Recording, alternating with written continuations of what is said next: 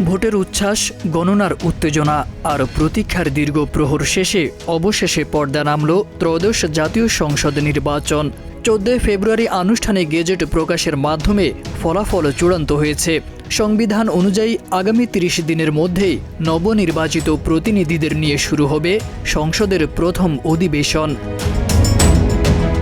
তবে এবারের সংসদ কাঠামোতে রয়েছে ঐতিহাসিক পরিবর্তন। বাংলাদেশে এতদিন এক কক্ষ বিশিষ্ট আইনসভা থাকলেও এবার প্রথমবারের মতো গঠিত হচ্ছে 2 কক্ষ বিশিষ্ট সংসদ, নিম্নকক্ষ এবং উচ্চকক্ষ। জনগণের প্রত্যক্ষ ভোটে নির্বাচিত 300 সংসদ সদস্য এবং সংরক্ষিত 50 নারী সদস্যকে নিয়ে গঠিত হবে নিম্নকক্ষ। প্রথম অধিবেশনের পরবর্তী 180 দিনে নিম্নকক্ষের সদস্যরা সংবিধান সংস্কারের কাজ সম্পন্ন করবেন। এরপর 30 কার্যদিবসের মধ্যে সংসদ নির্বাচনে প্রাপ্ত মোট ভোটের আনুপাতিক হার বা পিআর পদ্ধতি অনুযায়ী 100 সদস্যের উচ্চকক্ষ গঠন করা হবে। কোনো দল 40% ভোট পেলে তারা 40টি আসন পাবে। এই নীতিতে আসন বণ্টন হবে।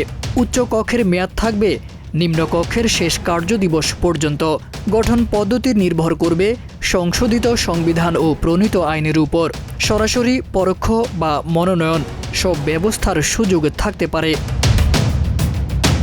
সংসদ রাষ্ট্রের সর্বোচ্চ আইন প্রণয়নকারী প্রতিষ্ঠান।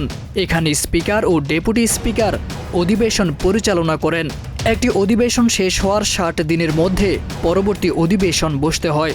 আইন প্রস্তাব বিল আকারে উত্থাপিত হয়, পরে তা আলোচনা ও ভোটে পাশ হয়। কর আরোপ বা সরকারি ব্যয়ের ক্ষেত্রেও সংসদের অনুমোদন বাধ্যতামূলক। আর সব আইনের জন্য রাষ্ট্রপতির সম্মতি প্রয়োজন। একটি বৈধ অধিবেশন চালানোর জন্য কোরাম প্রয়োজন। সাধারণত সদস্যদের একটি নির্দিষ্ট ন্যূনতম সংখ্যা উপস্থিত থাকতে হয়। উচ্চকক্ষ বা নিম্নকক্ষ সংসদের ক্ষেত্রে সংবিধান সংস্কার ও সংশোধনের জন্য নিম্নকক্ষের 2/3 ভোট এবং উচ্চকক্ষের মেজরিটির ভোট লাগবে। তারেক আজিজ খান, প্রজন্ম 24।